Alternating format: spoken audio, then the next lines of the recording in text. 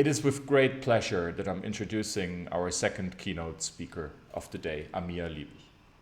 Amia is one of the most prominent psychologists and writers in the field of qualitative research and narrative studies. She is Professor Emeritus from Hebrew University and faculty member at the Academic College of Tel Aviv. Amia is the author of a number of books that explore different facets of narrative and the stories we tell of our lives. It is an honor and privilege to have Amia with us to talk about COVID-19 and the person, big and small stories. COVID-19 and the person, big and small stories. In the beginning of the year, my 3 children decided to organize a big party for my 80th birthday in Tel Aviv, where we all live. The event was set for Friday, 13th of March, 2020. Lots of preparations and decisions took place. Invitations were sent and confirmed. Many people were scheduled to speak and participate. A short film was created. Several musicians were invited, and the musical pieces to be performed were carefully selected. Although I was rather passive throughout the process and basically ambivalent towards the celebration, since I am a shy woman and do not like such personal exposures. But I went along with the initiative of my family, and once the date approached, I looked forward to the party, if only because I wanted to see all the people that I love.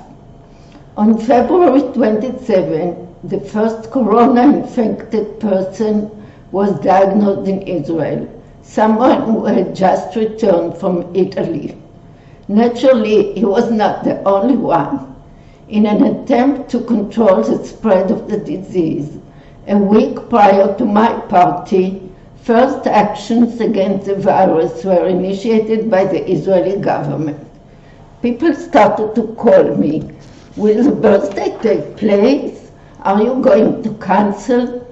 I felt stressed. I knew all the work and money that went into the event and looked forward and didn't want to endanger any of my guests.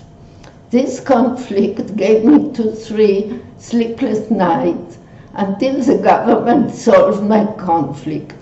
On March 11, 2 days before the event, Israel began enforcing social distancing and other rules to limit the spread of the infection.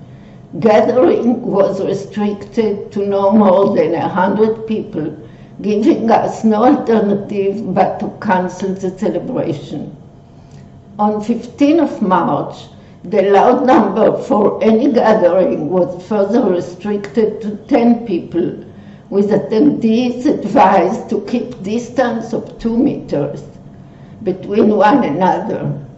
On March 19, a national state of emergency was declared, and from that date on, the restrictions were legally enforced. Relating to my private small story, I moved to live with my son, his wife, and the 2 toddlers, and stayed with them for the next 6 weeks. I have 2 small stories and 3 big ones to share with you. The first small story relates to my age, which I told you before, and in general, the factor of age. I will not enlarge upon the fear, actually terror, that was inflicted by the Israeli authorities and the media, or about the severe restriction of freedom which I experienced at the time. My very first reaction, right from the beginning, concerned my age. Am I really old? And what does it entail? Indeed, age, and especially old age, was all over the discourse and narratives of the time. The term old was suddenly applied to all individuals over 60 or 65. Having had my 80th birthday made me certainly belong. All of us old people were at risk. We should be protected. On March 18, a brief article that I wrote during the previous night was printed in Haaretz, the most important daily newspaper in Israel, under the title, "Until the Corona, I've never felt old." In the paper, I shared with the readers the sense of stigma that I personally experienced as an older woman, and the threat of internalizing this stigma. As a fully functioning individual, working full-time and socially active, I could feel the approach of a new identity, that of a helpless woman who has to stay confined for her own good and needs to be protected and helped. "Protect your grandparents" was a slogan often announced in public discourse. In Israel, where distances are small and the mutual involvement of three generations in a family is the norm, the decree was outrageous. Suddenly, a reversal of power position emerged. Who protects whom? Ageism, formally politically incorrect and legally forbidden, flourished everywhere. It was interconnected with the enforced practice of social isolation, especially among parents and their adult children and grandparents and their grandchildren, a topic I will discuss later. Against the call for protecting the old, a huge reaction of seniors occurred in all media channels, public and private, printed and online alike. The major claim was that age is not a sufficient condition for contagion and its dangers, and that other criteria of physical health, available resources, and general abilities are more significant.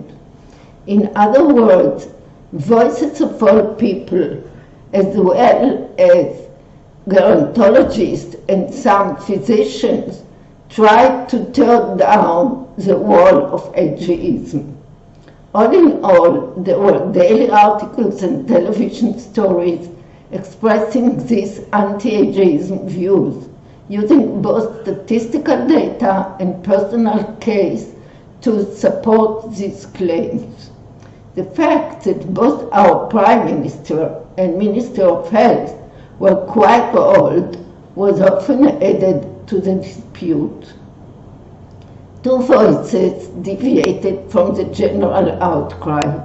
Some analysts pointed out to the fact that worries about the old people were not an expression of real altruistic care for them, but rather a desperate attempt to guarantee that the hospital and general healthcare system will not collapse due to the number of severely ill.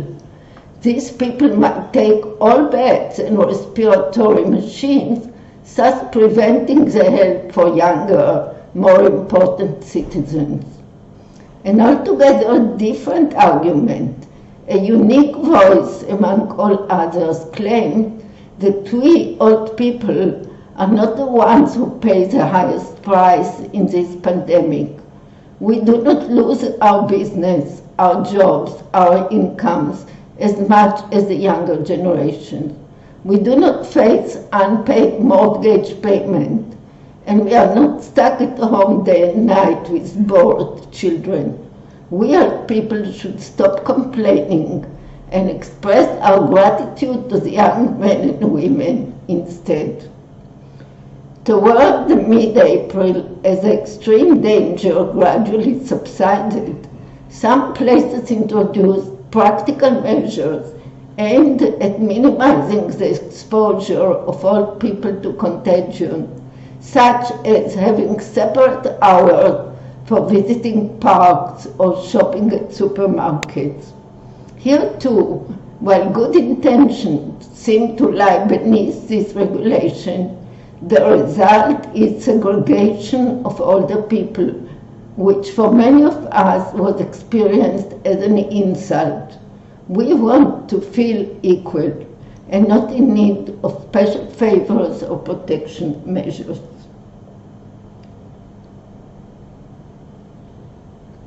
My second small story relates to Café.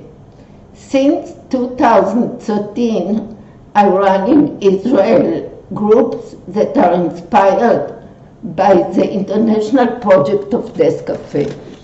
This project is defined by its initiators as a scheduled non-profit get-together dedicated to talking about death over tea and cake. Its purpose is to educate and help people to become more familiar with the end of life. My own version of Café takes place in a long-term, one-year group of 12 to 14 members that develops trust and openness over time. Furthermore, it is based on rotation of leadership among members. In my introduction to the group, I emphasized that the aim is to talk about our own mortality rather than mourning for the death of our dear ones. So far, I've run 7 groups and wrote a book about the group of 2016, available so far only in Hebrew. The participants of the group, all in good health, vary in their ages. When gatherings were restricted due to the corona crisis, my group continued online. While the main subject of the group discourse relates to our own death, under normal circumstances, the event of one's death is conceived as far away. The outbreak of the pandemic made the subject all the more palpable. The formal site of the international project started recently with a sentence, "Never has there been such a need to talk about death and dying." The relevance of Café to the present moment is indeed self-evident.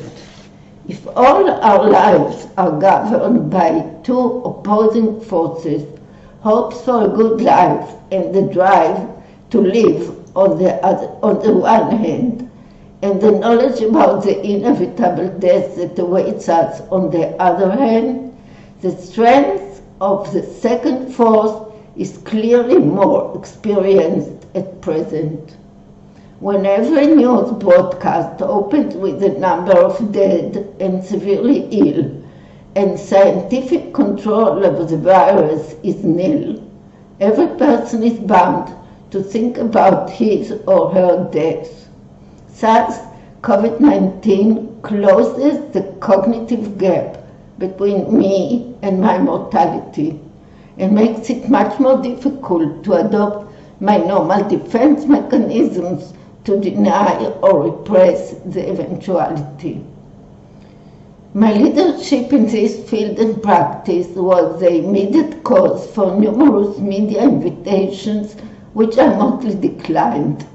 However, I willingly added Zoom meetings to the scheduled session of my Café group and was involved in a couple of virtual workshops which added to the verbal conversation creation of a variety of artworks.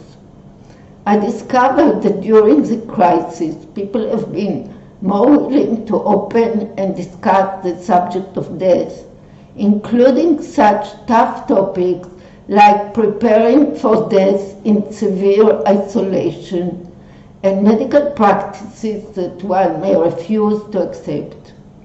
During the crisis, many more people made inquiries regarding joining my group or the numerous other groups that exist now in Israel.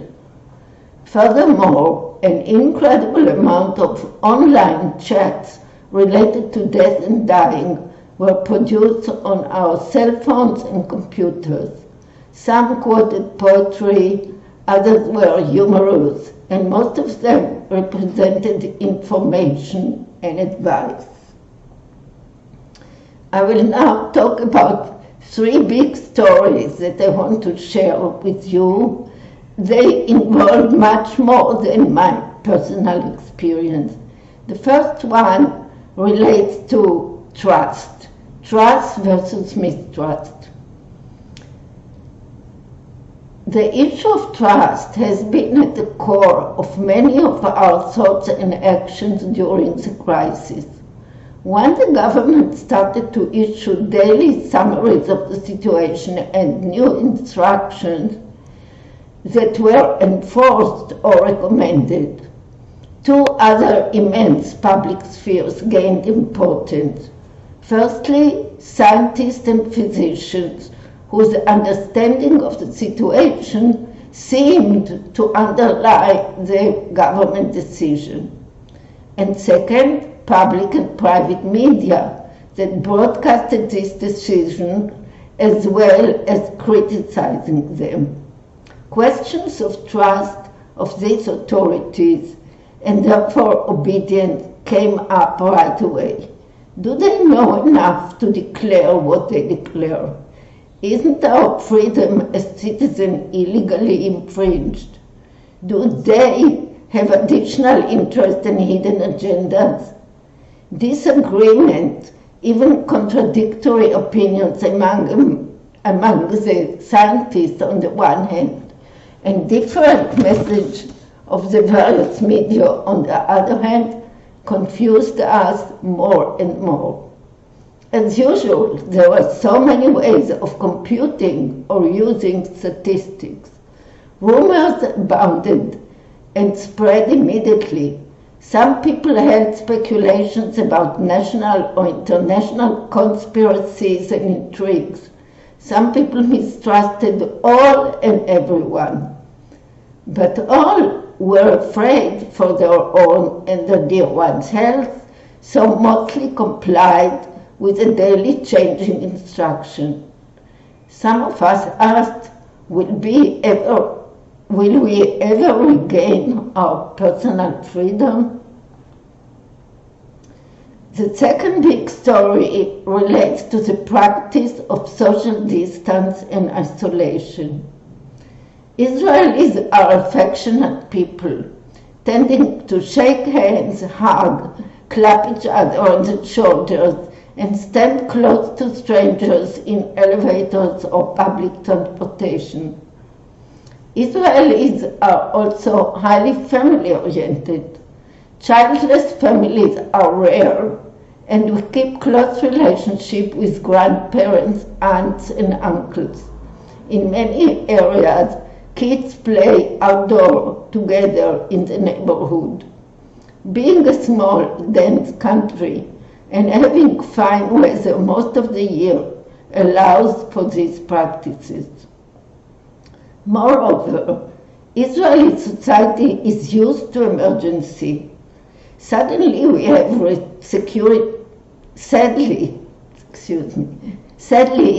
we have security problems which often carry severe outcomes for civilians. Citizens have had to stay in bomb shelters or protected areas for days or even for weeks. However, what characterizes times of military strife in Israel is solidarity. Solidarity within communities, extended families, and different social networks. Here, during the corona crisis, when strict social isolation was enforced, many individuals were faced with the need to cope with the crisis alone at home, all by himself. Taking all these factors together, the restriction of closeness outside of the nuclear family, and in particular between older grandparents and their family, was experienced as extremely harsh. A state of quarantine was strictly enforced, and the public attention was drawn first and foremost to elderly single people in various homes, where they were isolated in their rooms without any visitors allowed. Hospitals individualize also whether with COVID-19 or other disease, could not see any personal visit outside of the medical staff. Some died in total isolation. Parallel to the daily new regulations, serious criticism was voiced everywhere. The damage of imposed isolation and loneliness was compared to the danger of contagion, but only a small minority dared to disobey. The success of the authorities was sustained by spreading terror by means of predictions of ghastly developments, reinforced by the horrifying situation in Italy and Spain. It has been impossible, obviously, to balance medical outcomes measured by numbers with psychological welfare and mental health, which are much harder to assess. Relating in particular to old and feeble men and women, many of us professionals try to bring up the cognitive and physical consequences of long confinement with minimum human interactions, but to no avail. My third story is about technological jump. As isolation became a central feature of this period, people started immediately to rely on their smartphones and computers to replace real contact with others. The transition to virtual communication, teaching, and commerce was extremely fast, and indeed were the means to maintain some alternatives for normal reality. Our universities made almost immediate transition to virtual campuses, and the various colleges and schools followed suit. People ordered food and other commodities delivered to their doors. Many enjoyed this change and claimed that they were finally saved from lines and traffic jams. However, this transition has not been equally possible for all. Some people do not own smartphones. Others who do own them were not proficient in their different uses. Not everybody is using email. Many families do not own several computers or screens to allow for the distant learning of several children. Learning how to use Zoom and other techniques was, for some individuals, an insurmountable step. While many of the experts of distant learning in academia or advocates of working from home for business celebrated and announced that society made a huge jump forward as a result of the crisis. However, there were many men and women who could not join this so-called progress. Once more, the persons least able to use virtual tools for mastering their environment were the poor, the old, and those who define our social periphery. A young scholar that I know devised a project for training old people to use the Zoom and then offering them virtual support groups led by social workers and psychologists. This has been an extremely sought-after project, but could not accommodate all those in need. So finally, I will talk a little bit about future developments. As the 2020 crisis is somewhat alleviated, several dilemmas regarding the future come up. This concerns the medical establishment and world economics, subject I will not talk about. But both in research and in application, some changes will take place.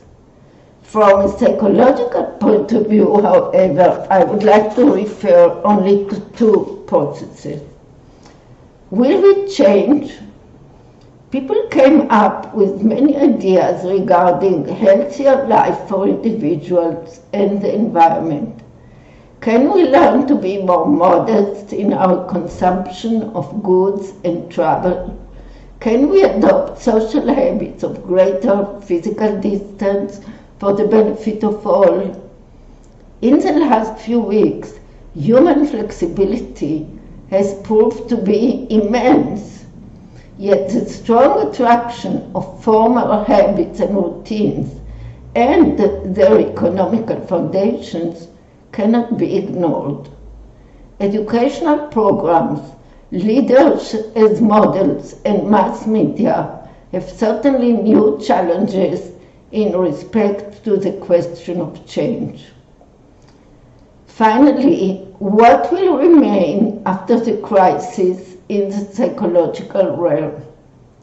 The literature about trauma divides people into three classes: those who are minimally affected, who have enough resilience resources to bounce back and go forward with their lives as before; those who are deeply disturbed by the traumatic event and are marked by post-traumatic stress disorder; those who are deeply disturbed by the traumatic event and are marked by post-traumatic stress disorder; and the third group, those who experience crisis as steps in further development and manifest post-traumatic growth. This last group may prove us all that the COVID-19 crisis, like most of the crises we know of, has had, in spite of all the death, fear, and suffering, some promising outcomes for the future of humanity. I had a short postscript that I will read to you. As I write this lecture, we in Israel have noted three important Jewish national dates: Passover, and especially the Seder, Holocaust Memorial Day, and the combined date of Memorial Day for Israeli soldiers and Independence Day. All these events are deeply embedded in the extended family and in public events and ceremonies. None of them was celebrated in the traditional manner this year. However, to my great amazement, while people were deprived of their habitual manner of celebration, many experienced deeper and more meaningful emotional and cognitive reactions connected to these dates. I cannot refrain from my observation that these are important positive aspects of our life through the crisis. Thank you and be well.